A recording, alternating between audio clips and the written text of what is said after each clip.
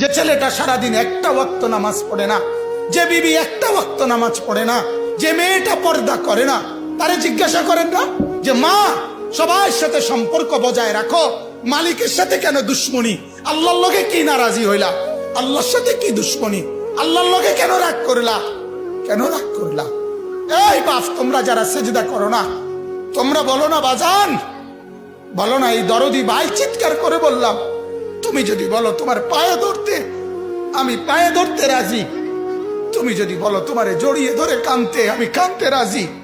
তুমি বলো কেন আল্লাহর সাথে রাগ করলা? কেন আল্লাহর সাথে রাগ করলা? কেন আল্লাহর সাথে নারাজ হইলা? কেন সেজদা কপালে জুটলো না? কেন মালিকের সাথে সারাদিনের এত কিছুর বিনিময়ে আল্লাহ তাআলা একটা মিস কল দিলে, 2 সেকেন্ডের একটা মিস কল দিলে বন্ধু তুমি টের পাও তোমার মোবাইলে মিস কল আসছে। এত বড় মসজিদে 6টা মাইকের হরন দিয়া আল্লাহু আকবার বলে তোমারে ডাক দেয়, তোমার একটা বারও কানে লাগে না, বিবেকে লাগে না।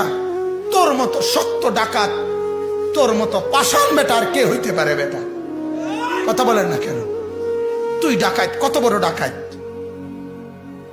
হ্যাঁ, এজন্য ইনশাআল্লাহ আল্লাহকে রাজি করব। বলেন ইনশাআল্লাহ।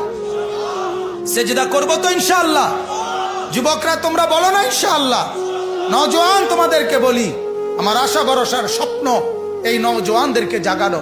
আমি সারা দিন রাত চাই যুবকরা জেগে উঠুক, কারণ আগামীর পৃথিবী, গোটা বিশ্ব 2 ভাগ হবে। এটাই পৃথিবীর পুরা ভবিষ্যৎ। এক ভাগ পুরাপুরি দাজ্জালের অনুসারী কাফের, আরেক ভাগ মাহাদির অনুসারী ইমানদার।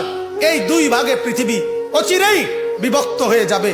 তুমি যদি মাহাদির পক্ষে থাকতে না পারো, তুমি যদি দাজ্জালের ধোকায় পড়ে যাও, আল্লাহর কসম ঈমান নিয়ে কবরে যাইতে পারবা না।